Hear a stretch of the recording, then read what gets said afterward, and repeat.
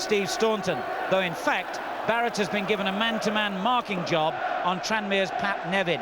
This is Villa's 9th appearance in the semi-finals, and that's a record for the competition. Well, after much deliberation, the Tranmere manager John King has decided to stay with the sweeper system, which earned his team such a great result in the first leg. Mark Hughes fills that role. In front of him, the experienced Dave Higgins returns to the centre of defence following suspension. Otherwise, it's the same lineup as at Prenton Park. There are no fewer than 6 Merseysiders in this 11. Tranmere's youth development system, one of the best in the land. Let's take a look at the substitutes. And great for this free kick. Townsend will take it. Headed on by Houghton, and Higgins got there first for Tranmere. Aldridge looking for Nevin. It's played back in by Barrett. Hughes has a problem here with Saunders, but has shaken off the Welsh international. Welshman in Ridge, chance here, and it breaks to Nevin. A great save by Bosnich. How did he manage that? He was lying on his back on the ground, and in that instant, Tranmere could almost have made sure of a place at Wembley. Kevin. A terrific ball through there. He stuck it, I think he just gets stuck between his feet, but this is a real chance. But doesn't Bosnich do well there? I mean, he just never gave it up. He was out of the game and he got back in it. Terrific goalkeeping.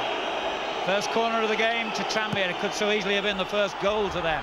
Townsend just got the flick away there. Turned back in again by Kenny Irons. Hughes. It's a good effort.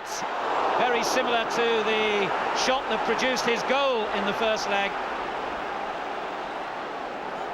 Alan, this is what... And that was a glorious opportunity for Chris Malkin to score.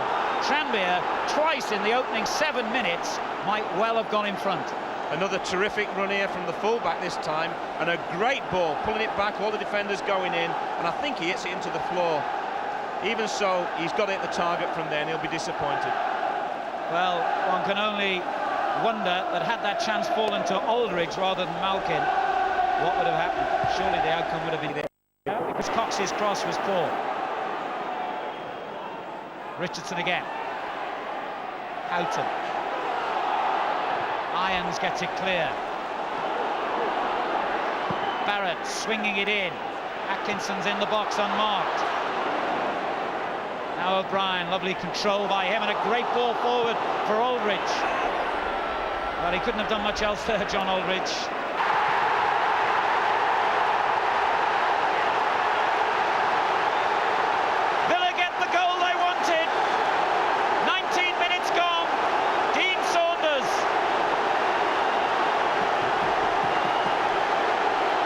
This is a terrific goal.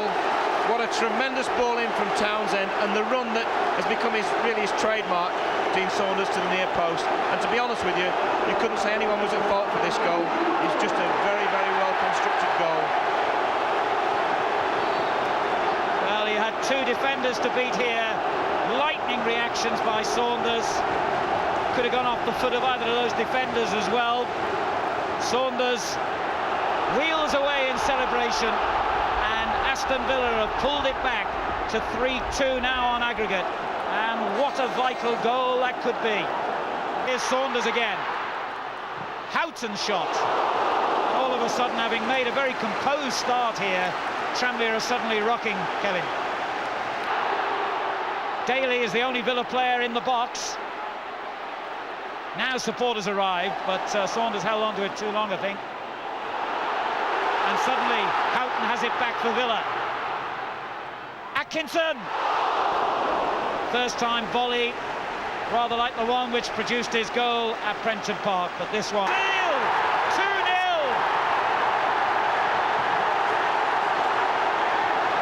Another terrific goal, Alan. What quality crosses, that's what led to the 2 goals.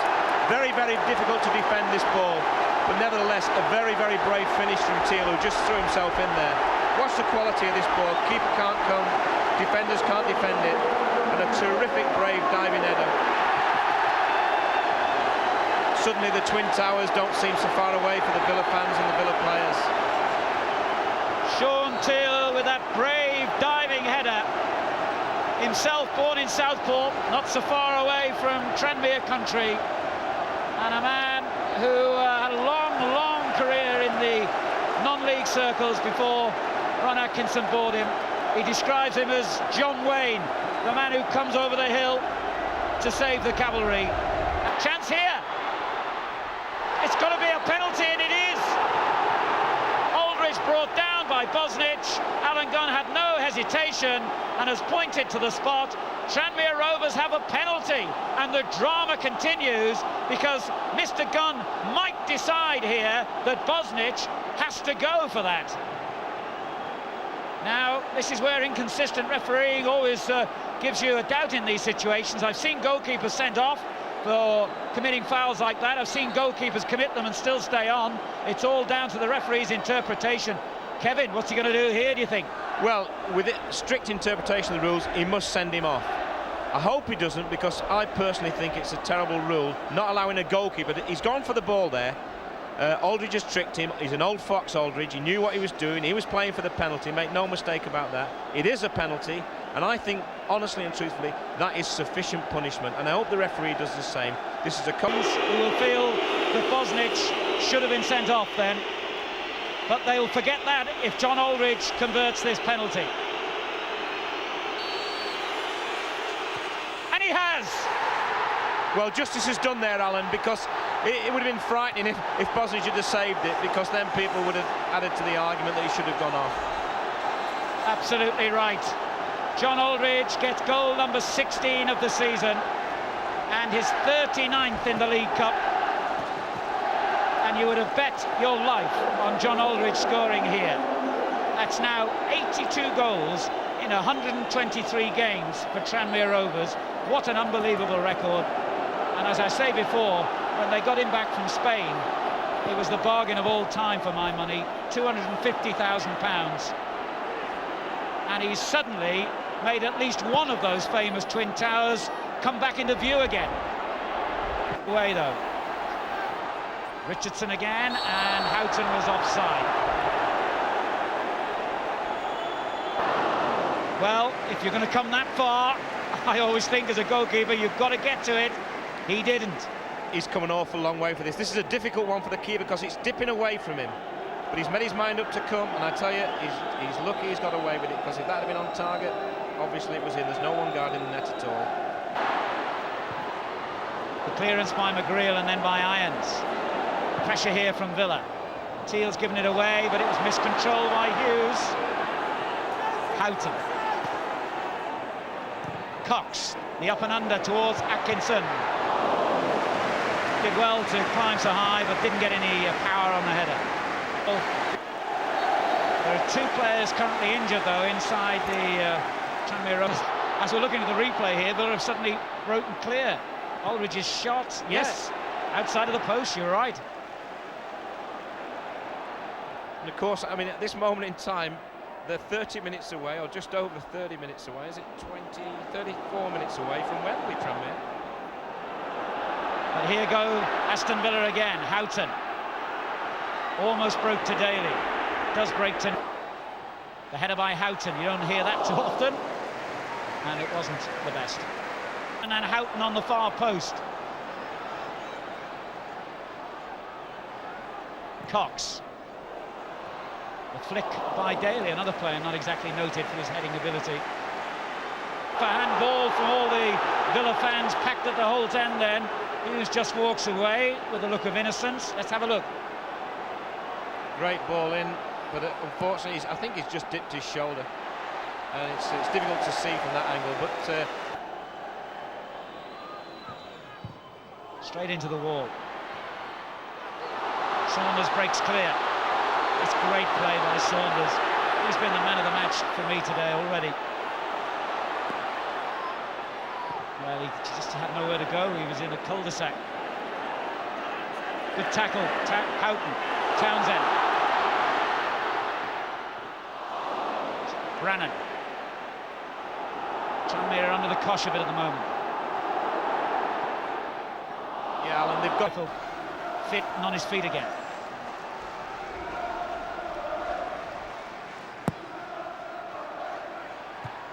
And he comes down into the space to Atkinson. Back to Richardson. Tranmere hook it away, anywhere will do. Barrett's got the pace to get there ahead of the very pacey himself, Malkin. Everyone compressed into that middle third of the field again now. Couldn't quite pull the ball back as he intended. Brannan knocks it long to Aldridge. He's done well to keep it in. Aldridge, no, he hasn't. It's gone out. At this point, no offside. Tranmere appealed, but Saunders is onside. Townsend with the shot. It deflected away off O'Brien for a corner. Yeah, Nolan was alive to the danger. Everyone, bar Bosnich, camped inside the Tranmere Rovers half now, but of course, one quick counter-attack can be fatal. Corner, though. Minutes and a little bit more remaining. Headed away again by the Tranmere defence. O'Brien, a break loose for them. They just want to get it into the corners and keep possession here, Tranmere. Aldridge did well to get it back to O'Brien. McGreal. It's not really what we wanted from him at that moment. They've done it!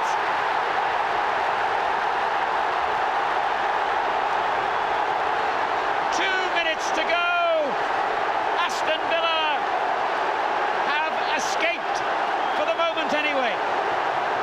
It's a great ball in again, and this has been a feature of the game today from Villa, but what a great finish. There's still a bit to do, and Atkinson, who's not really been that involved in this second half, has started the dream off again for Aston Villa.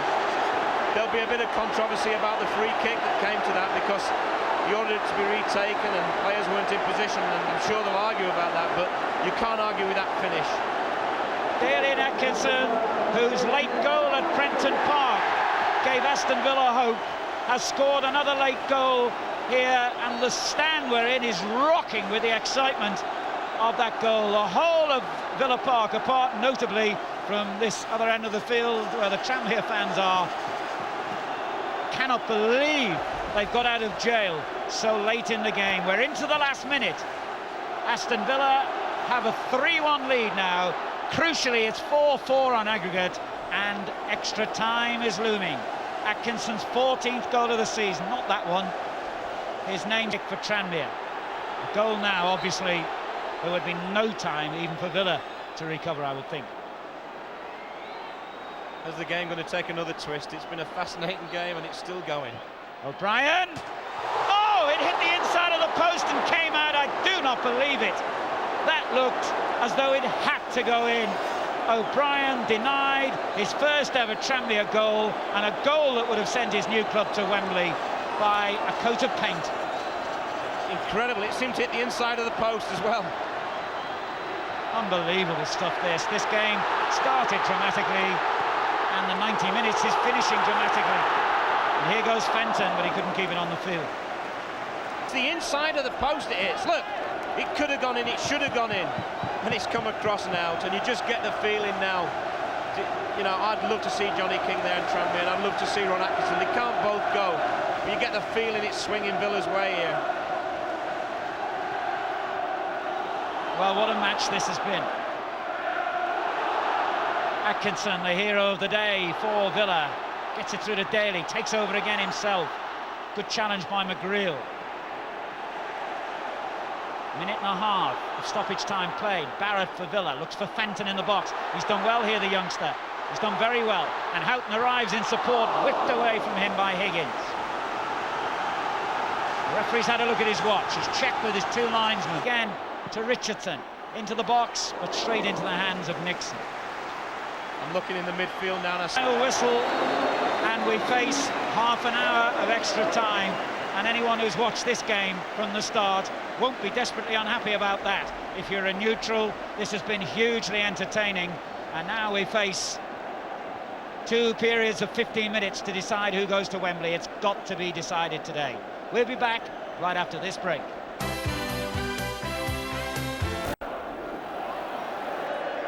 Barrett.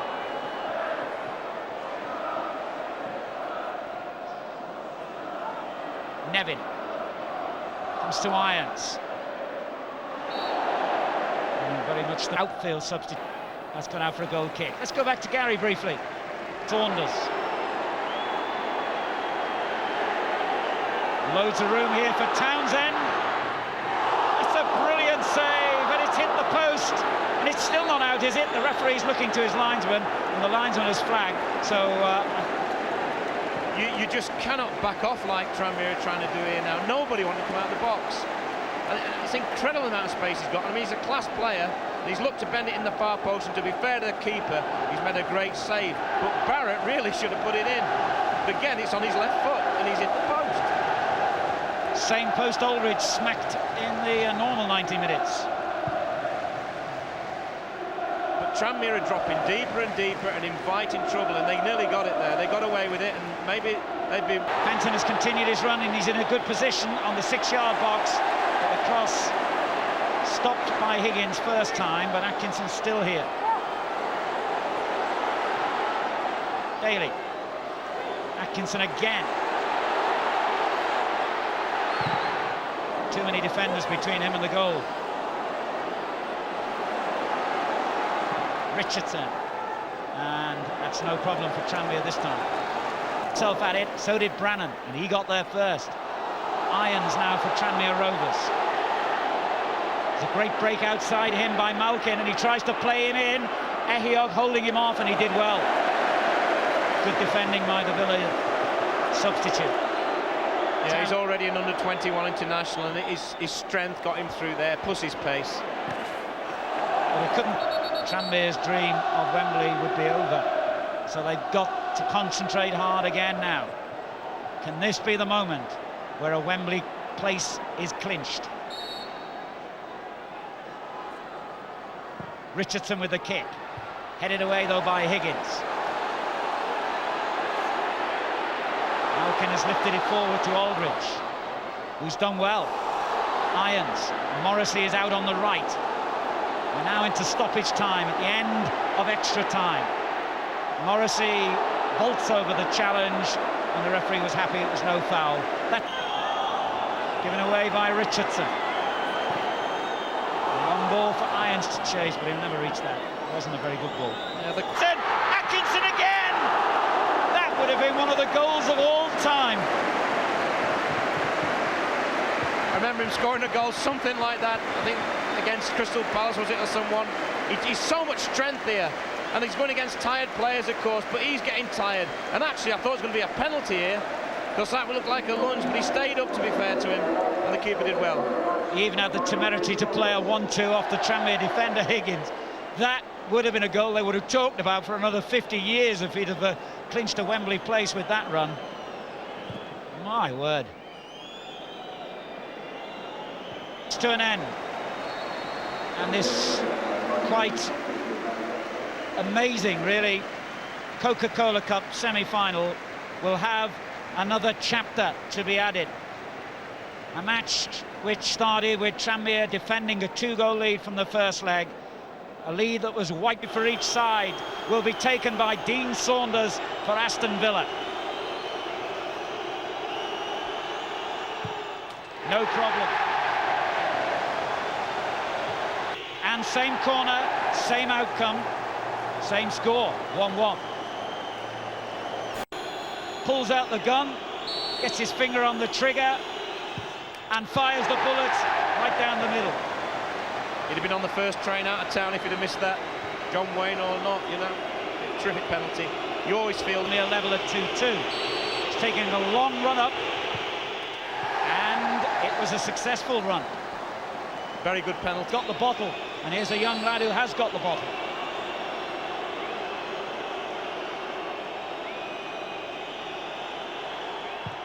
And he's got the accuracy as well. He's a Geordie. He took his time, he picked his spot, and for Tranmere Rovers. He saved it, Bosnich! This is where it becomes a game within a game. The two penalties that they've taken so far have both been in to Bosnich's left, and he must have been thinking, I bet he thinks he's going to put it there, I'll put it in the other one, and he's gone again. And as we said before, he is very athletic, and it was just at the right height where keepers like it. He didn't have to go down for it, he didn't have to go up, he just had to go across. I remember right at the start of the season, unfortunate there for Brannan, but right at the start of this campaign, Bosnich saved the penalty coming on as a substitute in the opening round against Birmingham from John Frayne. I wonder if another penalty save is going to be crucial. Atkinson with the next one for Villa. He scored. It's 4-2, and a little bit of daylight appears for Aston Villa. Critical now for Tranmere Rovers. And one of their longest-serving players, Dave Higgins, has got the responsibility of scoring from the spot now. Higgins it is with a critical kick, and he scored right into the roof of the net. Thank you very much, no problem. Wow, the relief. 4-3. I think the person who's going to take the last penalty for Villa is the one I hoped wouldn't, because I can't say his name, but you're very good at it. Ugo Ehiog is this young man, a Londoner who came to Villa via West Bromwich Albion. Talented, mature for his age, and he's going to need that maturity and calmness now, because this penalty, let's face it, this could be the one that sends Villa to Wembley, quite possibly.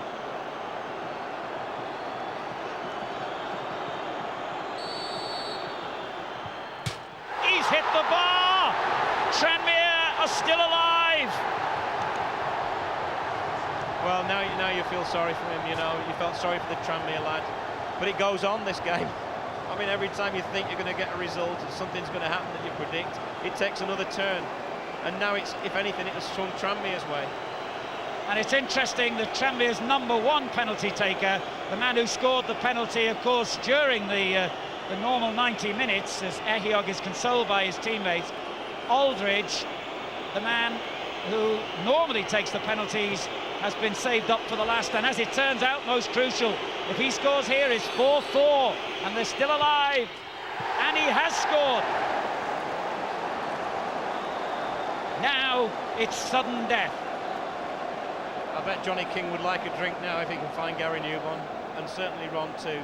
But what can you say? I mean, you watch the players in the middle, you can't see them on the TV screens, but you watch them in the middle there, and they're all consoling each other, whether they're in a claret and blue shirt or a blue and white shirt. You know, no one likes to see someone miss a penalty, but someone's going to have to miss one, or we're going to be here all night.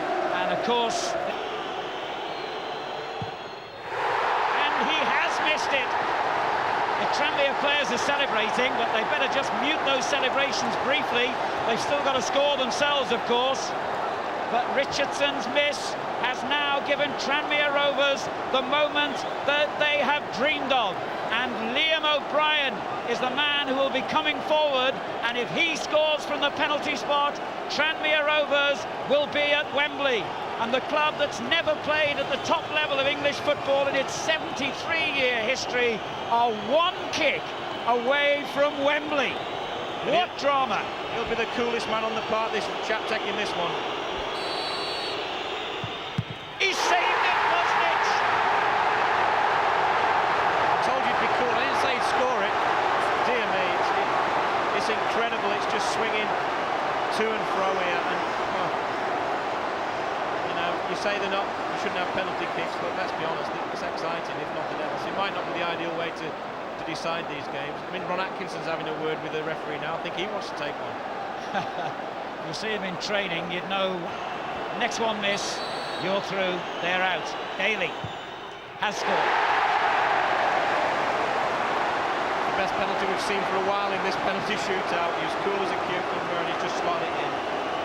And now the pendulum swings the other way. Tranmere will feel, oh, you know, we had our chance and it's gone, and we're not going to Wembley. But they've still got a chance. They've hung in all the time here today, and they've got to knock this penalty in now. And I would not want to be the man who has the job of taking this penalty here. I would not want to be in his shoes. Ian Nolan has got to score this, got to score it, or Tranmere are out.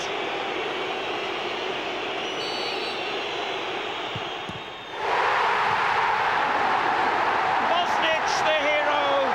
Aston Villa go to Wembley. Tranmere's dream ends tragically in defeat. Incredible, and you're going to get people saying maybe he should be on the pitch, but let's forget that. He made some great saves in that penalty shootout. I feel very sorry for Tranmere and Johnny King, but whoever gets through from this, they've earned the right to be at Wembley, and well done, Aston. An amazing finish, but as Kevin Keegan has quite rightly pointed out, when all the hullabaloo has died down and the post-mortems are carried out, some people, and I'm certain a lot of them from Merseyside, will say, should Bosnich have even been in a position to save those penalties? Anyway, he did, he was, and this save sent his club to Wembley and the Coca-Cola Cup Final, where they will play Sheffield Wednesday or Manchester United. Poor Ian Nolan, but a delighted, or really the word is relieved, Ron Atkinson can celebrate now. He becomes only the second manager ever to take 3 different clubs now to Wembley in this competition, where he will face one of his old sides, come what may. Let's all take a